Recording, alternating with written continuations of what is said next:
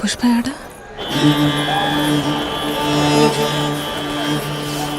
ఎర్ర ఎర్ర పారాని పెట్టి మమ్ము పాలించగా వచ్చే గంగోరెను కా తల్లి,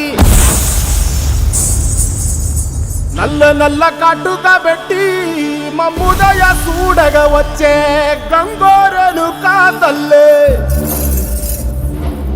గల్లు గల్లు గజలు కట్టి మమ్ము నడిపించగా వచ్చే గంగోరెను కా తల్లి.